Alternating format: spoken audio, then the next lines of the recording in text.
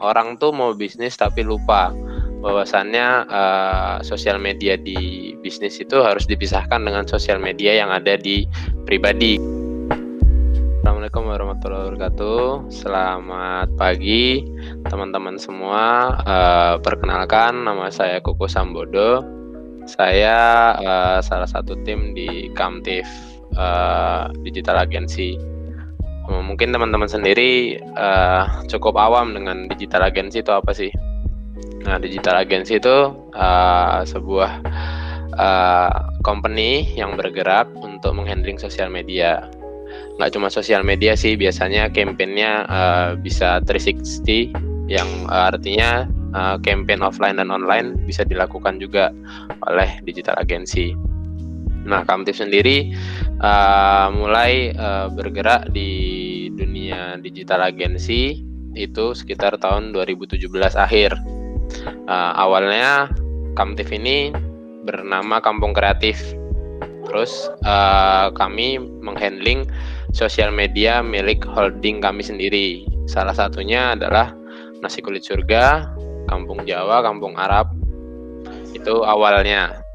Lalu kita bergerak di 2018 untuk menghandling sosial media milik teman-teman yang punya brand.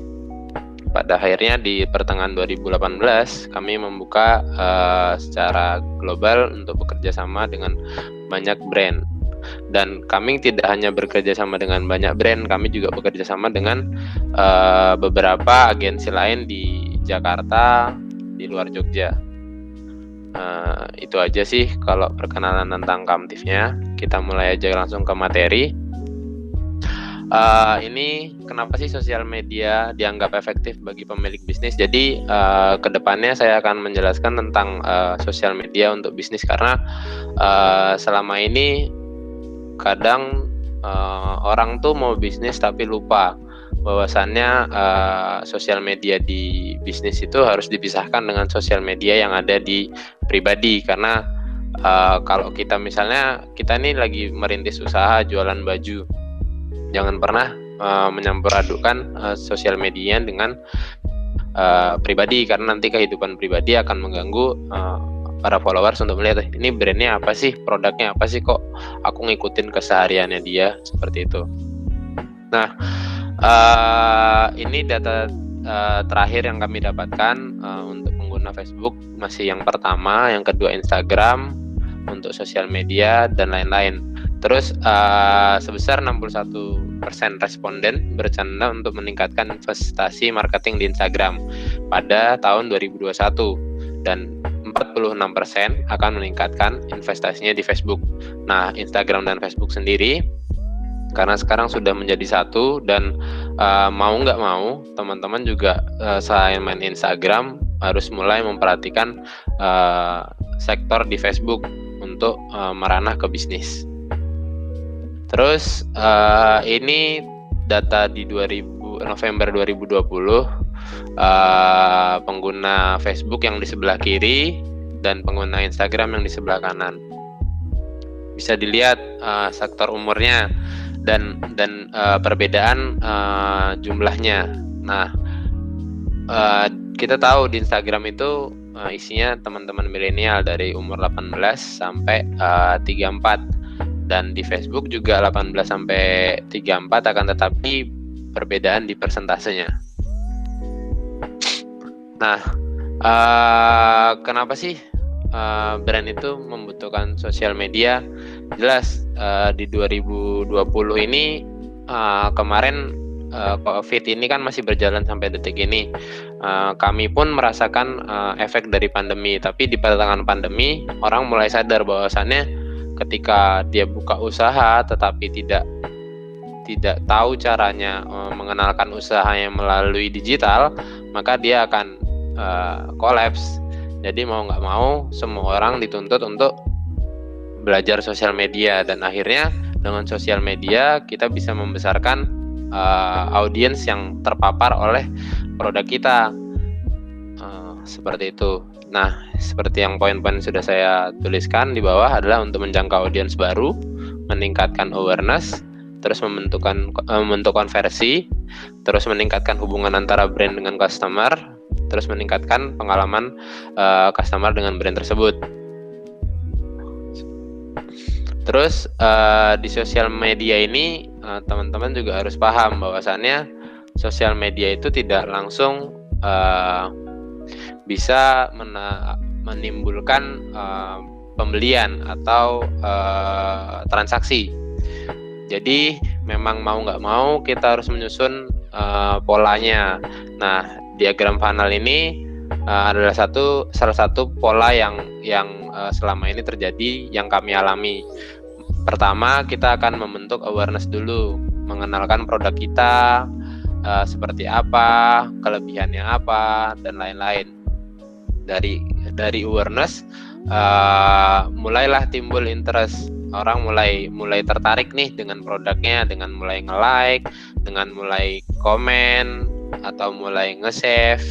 Terus dari hal tersebut jadi consideration. Nah, di consideration ini orang mulai tanya di DM, orang mulai tanya di komen tentang itu harganya berapa ya Kak? Itu ada warna ini nggak ya Kak? Nah, dari mulai seperti itu kita juga harus peka dan untuk selalu merespon. Nah, dari situ muncullah action, audience yang tertarik maka akan membeli produk kita.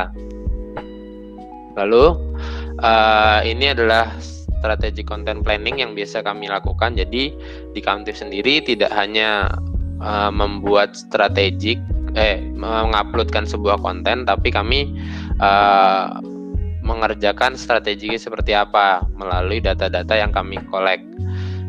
Mungkin kami mungkin pembedanya agensi dengan personal. Biasanya kan juga ada teman-teman personal yang menghandling sebuah brand, akan tetapi di Kamtif karena kami bekerja bertim, maka kami menyusunnya dan membaginya. Nah, ini flow-nya. Pertama kita planningkan terlebih dahulu, baru masuk proses produksi, baru menganalisa bisnisnya. Setelah produksi jadi, terus menambahkan promosi di dalamnya. Nah, ini mungkin salah satu yang terpenting dan selama ini kami lakukan. Ini adalah strategi framework. Nah, pertama ada situation analysis, objektif, strategik, taktik, action plan, sama kontrol. Ini pun kami pelajari dari beberapa agensi di Jakarta yang kebetulan dekat dengan kami, saling sharing. Di situation analysis ini kita harus memahami produk kita terlebih dahulu, brand identity-nya seperti apa, unique selling proposition-nya seperti apa, digital asset-nya sudah sampai mana, SWOT analisisnya juga. Terus kita juga harus tahu kompetitor analisis dari brand kita, terus audiens kita itu seperti apa sih, apakah produk kita itu cocok untuk umur 18 sampai 20 atau produk kita ini cocok dari umur 30 sampai 50, dan itu harus dipahami karena perbedaan audiens maka akan menghasilkan perbedaan sosial media yang akan kita tuju. Terus setelah itu kita menganalisa objektifnya dengan formula namanya SMART: specific, measurable, achievable, relevant, sama time bound. Nah, di spesifik nih kita jelas nih apa yang ingin kita capai dari brand kita. Measurable, memiliki indikator variabel keberhasilannya. Jadi sampai di titik mana sih ketika brand kita tuh kita anggap berhasil. Achievable, memiliki step atau langkah yang jelas. Jadi memang harus timeline-nya jelas, kapan penguploadan, kapan promosi, dan lain-lain. Terus harus relevan dengan produknya. Terus time bound, ya timeline tadi. Terus lanjut ke strategiknya. Dari situation analysis, objektif langsung dibuatkan strategik. Nah, di strategik ini kita membagi ada marketing strategik, key message, platform yang digunakan, social media ads, influencer marketingnya, communication-nya seperti apa, aktivasinya seperti apa. Nah, dari strategik ini kita susun dulu apa yang akan kita gunakan di awal. Contohnya kita akan menggunakan marketing dengan influencer. Maka taktiknya adalah kita harus tahu marketingnya kita akan lakukan di mana. Contohnya di taktik kita akan menggunakan Instagram sebagai media marketingnya. Lalu menggunakan influencer. Nah, influencer ini juga harus kita tahu bahwasannya kita mengendorse orang, kita harus tahu followers mereka masuk nggak dengan buyer yang kita tuju. Jadi kita harus memilih benar-benar agar campaign yang akan kita lakukan ini selaras dan sesuai. Nah, setelah taktik, maka disusunlah action plan-nya. Nah, kita harus merencanakan, misalnya kita akan mengenalkan brand kita, mengenalkan awareness selama 1-3 bulan. Terus kita akan membuat konten yang interest di bulan ke-4 sampai bulan ke-6. Lalu mulai consideration di bulan ke-7 sampai bulan ke-9. Nah, setelah semua itu kita susun, kita juga membuat controllingnya. Kita harus mengukur reach-nya berapa, profil visitnya berapa, engagement rate-nya berapa, website traffic-nya berapa, link click-nya berapa. Nah, teman-teman bisa mengukur itu, nanti akan ada penjelasannya dengan menggunakan apa. Dan di Instagram sendiri sebenarnya juga sudah disajikan, akan tetapi akan terupdate setiap harinya. Lalu ini content planning yang sering kami gunakan. Jadi di dalam ini adalah the rule of third, shareable content itu sekitar 25%, engage kontennya kita biasanya membuat sekitar 25%, lalu promotionnya sebanyak 50%. Nah, ini kembali lagi dari sosial media teman-teman ini mau buat apa. Kalau yang kami susun ini adalah the rule of third untuk pembelian. Jadi konten produk yang memang orang mau beli. Makanya kita tingkatkan promosinya. Terus ini yang saya bilang tadi, ada Instagram Insight, bisa teman-teman lihat di settingan, masuk ke analitik, terus muncul insight-nya. Nah, teman-teman pahami dulu insight itu terdiri dari apa aja. Nah, ini mungkin ada beberapa penjelasannya. Yang pertama adalah impresi. Impresi itu apa sih? Impresi itu adalah jumlah berapa kali postingan telah dilihat. Reach itu adalah jumlah akun unik yang telah melihat postingan terhitung satu. Jadi misalnya saya melihat brand A, saya melihat brand A lagi, reach saya tidak terhitung di brand A tersebut, saya terhitung satu di reach di brand tersebut. Terus profile visitnya juga kebetulan ini adalah salah satu yang penting, dan di Kamtif sendiri biasanya mengerjakannya daily. Jadi kita mendata setiap hari berapa jumlah orang yang mengunjungi profil tersebut. Tujuannya apa? Tujuannya adalah misalnya kita melakukan endorsement ke food blogger di hari kemarin. Kita pengen tahu mereka sudah posting nih. Kita pengen tahu apakah food blogger itu berimbas dengan kami. Maka besoknya kita cek di profil visitnya, ada peningkatan nih profil visit, berarti yang food blogger kemarin kita endorse membawa dampak ke arah sosial media kita dilihat. Terus website click ini sebenarnya juga penting. Teman-teman yang belum punya website pun sebenarnya juga bisa buat pakai Linktree dulu untuk mengarahkan ke WhatsApp atau apapun itu, terus buat pakai Bitly. Setidaknya ada link yang harus kita cantumkan di sosial media, dengan tujuan adalah kita bisa men-tracking hal tersebut. Terus telepon, email clicks itu juga sebenarnya bisa menjadi controlling kita, bahwasannya audiens ini seperti apa sih polanya. Terus ini adalah scroll lanjutan ke bawah, ada top location-nya, ada top location tuh berarti negara mana yang banyak melihat Instagram kita. Terus umur berapa, apakah umurnya sudah sesuai dengan target pasar kita. Terus gendernya, misalnya produk makanan tuh yang selama kita alami saat ini adalah produk makanan kebanyakan wanita. Berarti mau nggak mau harusnya ketika kita menjual produk makanan itu harus sesuai. Oh, wanita agak lebih banyak ketimbangkan laki-laki.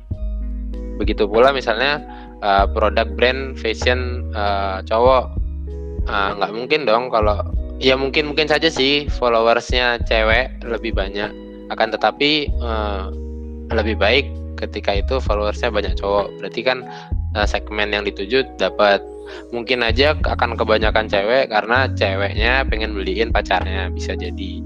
Terus followers hours itu grafik yang menunjukkan rata-rata follower aktif di jam berapa. Nah, biasanya itu menjadi target kami, kapan harus mengupload, di jam berapakah kami harus mengupload.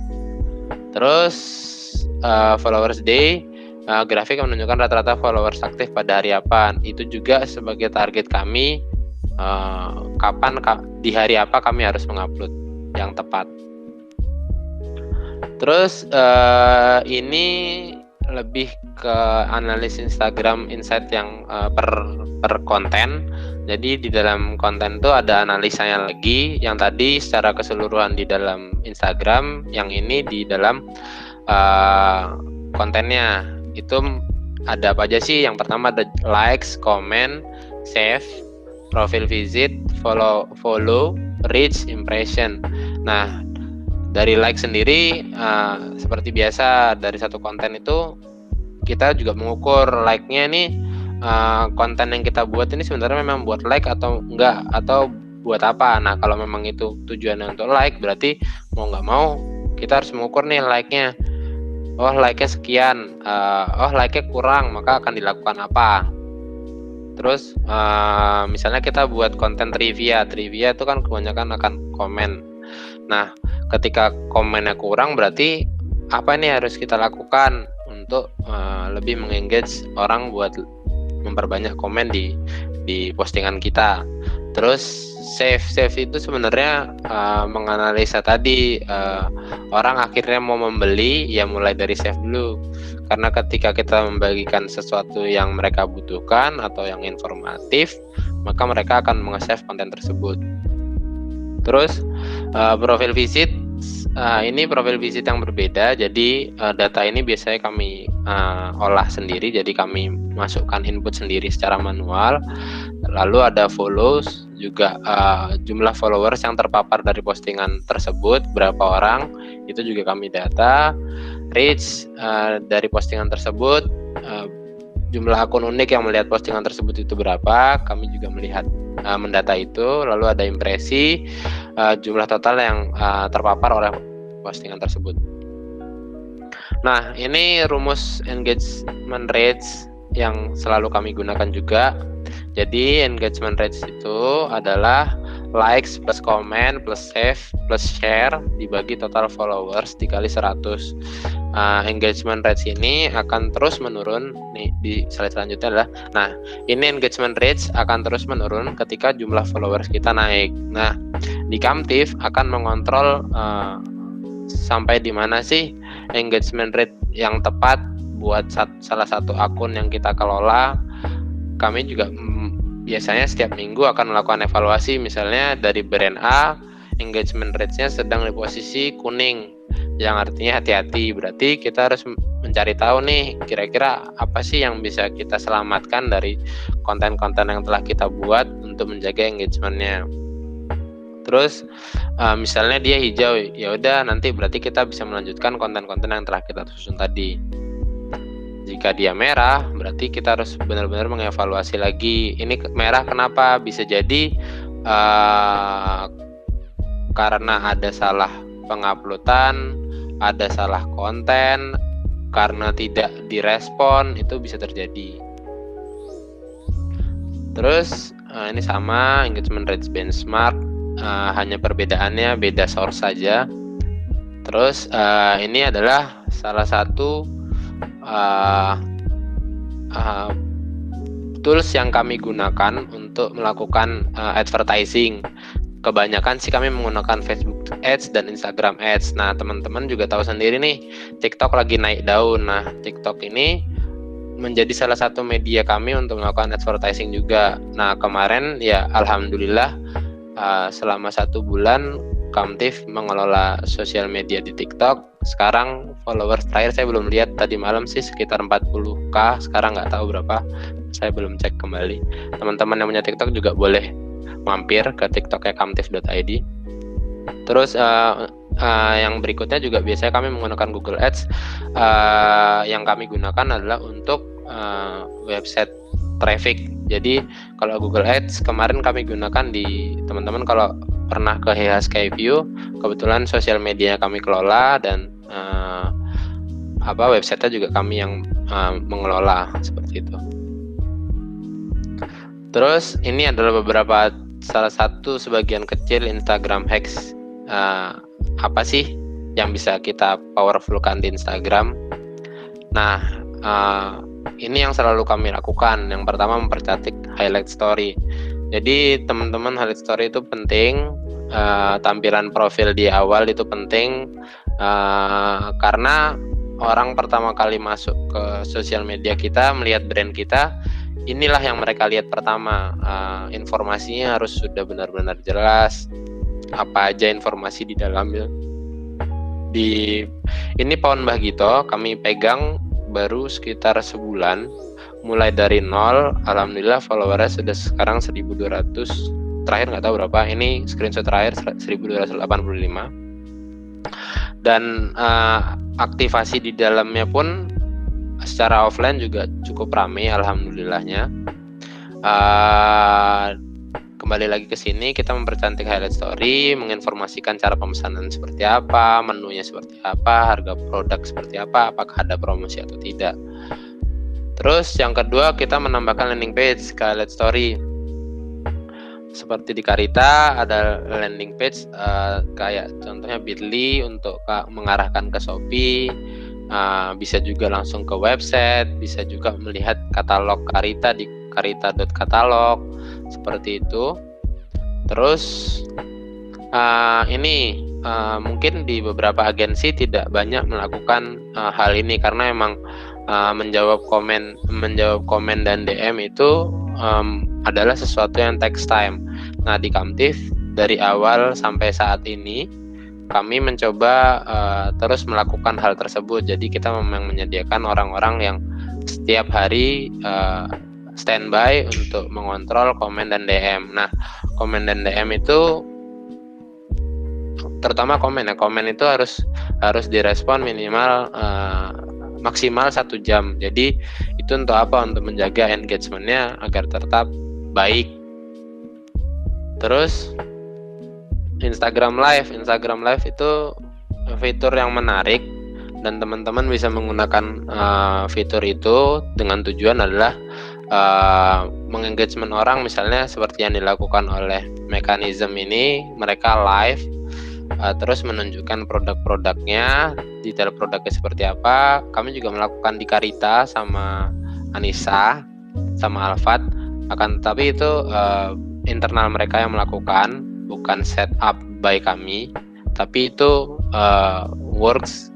Setiap minggu mereka ada live shopping dengan tujuan orang-orang tahu nih ada produk apa sih dan ada promo apa sih, seperti itu. Nah, ini juga mungkin teman-teman menganggap ini hal yang biasa saja mungkin ya, tapi di Kamtif kami menggunakan ini untuk menganalisa data. Misalnya kita menjual kopi, terus kita sebagai pemilik brand kopi bingung nih, pengen buat kopi rasa Black Forest atau membuat kopi rasa matcha. Nah, di tengah kebingungan itu sebenarnya juga kita bisa bertanya kepada audiens di Instagram kita. Teman-teman suka kopi apa sih? Kopi matcha kah? Atau kopi rasa Black Forest kah? Nah, dari situ kita dapat jawaban yang akhirnya kita tahu bahwasannya ketika produk yang mau kita buat ini ada pasarnya. Misalnya ternyata banyak yang suka kopi rasa Black Forest, ya udah kita buat produknya, baru kita jual. Jadi kita akan tahu, oh ternyata produk yang kita jual ini sudah ada audiensnya. Terus untuk tag your location ini kami selalu menuliskan dengan tujuan apa? Dengan tujuan orang tuh ketika terpapar sebuah konten tidak hanya melihat isi desain konten, foto konten, dan caption, akan tetapi pengen tahu itu di mana sih lokasinya.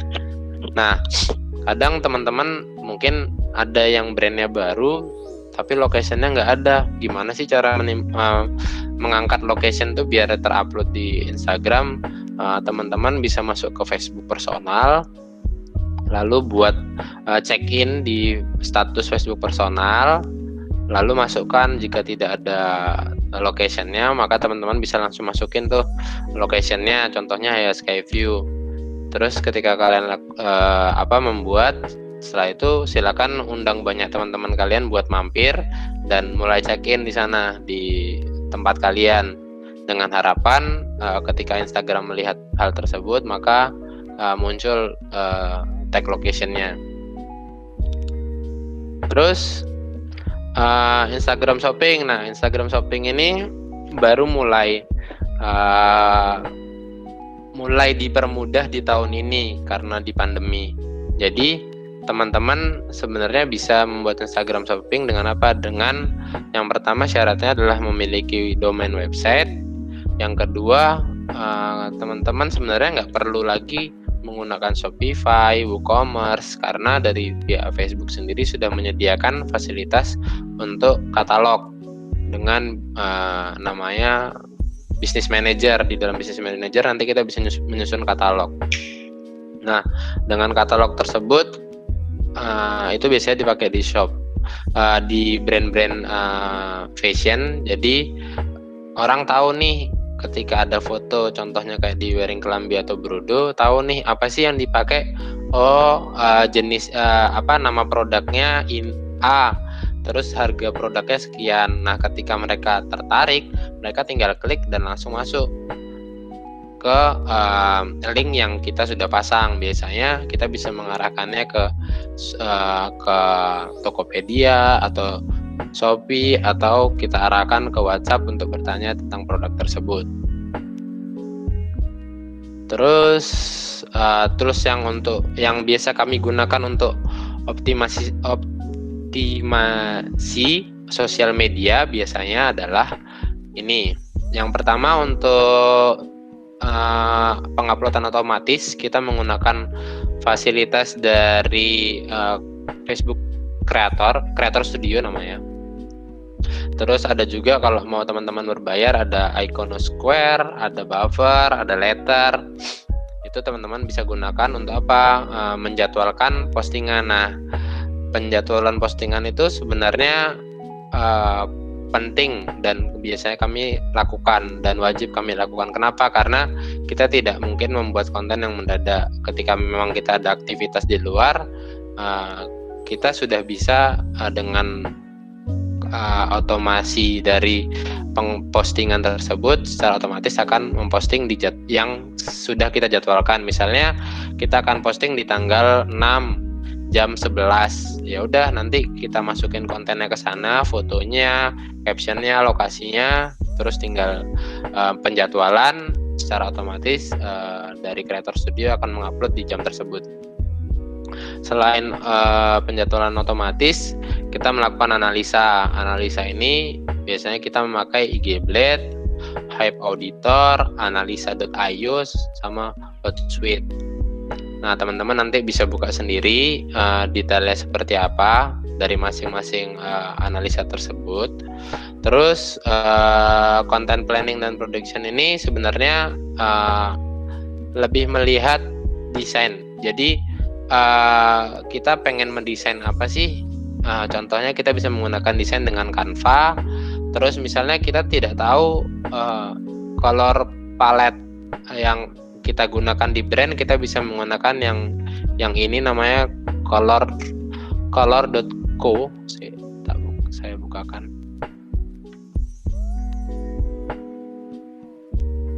Namanya colors.co. aku, jadi teman-teman bisa ngelihat buka sendiri. Itu teman-teman tinggal masukin, misalnya teman-teman sudah punya logo tapi nggak tahu nih warna brand identitasnya itu apa sih, terbagi dari apa aja sih, teman-teman bisa masukkan ke sana logo kalian, nanti secara otomatis websitenya akan melihat komposisi warna yang kalian gunakan tuh ini. Terus ada Google Trends. Google Trends ini biasa kami gunakan untuk melihat nih lagi tren apa di sekitar kita. Apakah tren kopi itu masih naik? Apakah tren kopi sudah turun? Itu juga mengidentifikasi bahwasannya misalnya ada penjualan kita menurun. Kenapa ya penjualan kita menurun? Apakah kontennya? Apakah emang tidak tren lagi atau apa? Nah, kalau di Google Alerts ini adalah penyedia informasi. Misalnya kalian ingin membuat kata, ambil contoh nasi kulit surga, kita ingin mencari semua tentang berita nasi kulit surga, ya udah tinggal tulisin nasi kulit surga, nanti secara otomatis Google Alerts akan melihatkan apa aja yang berita yang membahas tentang nasi kulit surga yang nantinya bisa dikirimkan melalui email. Terus ada Planoly ini sebenarnya untuk melihat, biasanya sih teman-teman bisa pakai Planoly atau biasanya kami membuat secara manual kotak-kotak feed untuk melihat kita menyusun konten-konten 1, 2, 3 dan lainnya itu apakah sudah sesuai dengan gambar atau belum, warnanya enak nggak dipandang. Nah, itu teman-teman bisa menggunakan Planoly atau secara manual. Nah, kalau tim manajemen sebenarnya lebih ke, karena di Kamtif itu bergerak secara bersamaan, berkolaborasi dengan satu dan lainnya, maka kita biasanya menggunakan Asana atau Freecam. Trello juga untuk melihat tasking-tasking yang belum selesai, seperti itu. Nah, mungkin itu aja penjelasan dari saya. Terima kasih.